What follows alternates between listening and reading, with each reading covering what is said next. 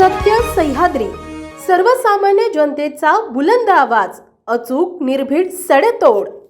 5/2026 रोजी रात्री 12:30 वाजण्याच्या सुमारास कुर्नेवाडी गावच्या हद्दीत मिसाळ वस्ती या ठिकाणी राहणारे प्रल्हाद मिसाळ आणि त्यांची पत्नी सुलाबाई मिसाळ हे एक वृद्ध दाम्पत्य आहे. ते घरात असताना रात्री 12:30 वाजण्याच्या सुमारास यातील अनोळखी आरोपींनी त्यांच्या घराच्या सोफ्याची ग्रिलची कडी हातात घालून काढली आणि चाकूचा धाक दाखवून सदर वृद्ध दाम्पत्याला लाथाबुक्क्यांनी मारहाण करून त्यांच्या गळ्यातील सोन्याचे दागिने जबरदस्तीने चोरून घेऊन गेलेले होते.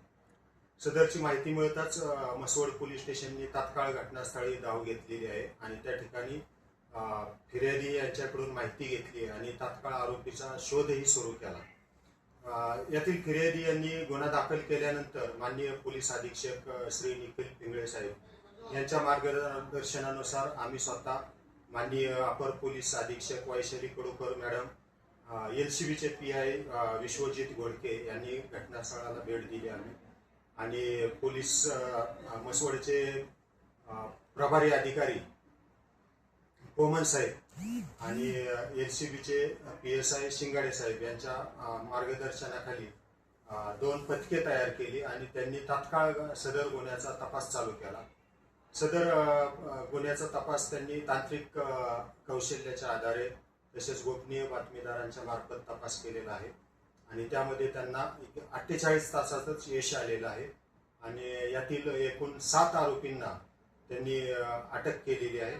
त्यापैकी 2 विधी संघर्षित बालक निष्पन्न झालेली आहेत. सदरचे 5 मोठे वयाने मोठे आहेत आरोपी आणि 2 विधी संघर्षित बालक आहेत.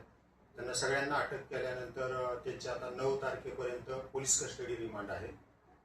सदर आरोपींच्याकडे तपास केला असता सदर गुन्ह्यात 72,000चे एकूण दागिने गेलेले होते, सोन्याचे आणि रोख रक्कम. त्यापैकी सुमारे 65,000ची दागिने आणि रोख रक्कम जप्त करण्यात आलेली आहे.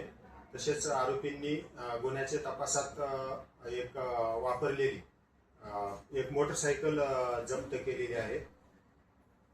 सदर गुन्ह्याच्या तपासामध्ये आरोपी दादा बुदावले, संजय बुदावले, महादेव बुदावले, हर्षद बुदावले, ऋतिक बनसोडे हे आरोपी अटक केलेले आहेत आणि 2 विधी संघर्ष बालिकांना ताब्यात घेऊन बाल न्याय मंडळासमोर हजर केलेला आहे. ताज्या बातम्या, सखोल विश्लेषण, विशेष मुलाखती पाहण्यासाठी सत्य सह्याद्री YouTube चॅनल सबस्क्राईब करा आणि हो, बेल आयकॉन दाबायलाही विसरू नका.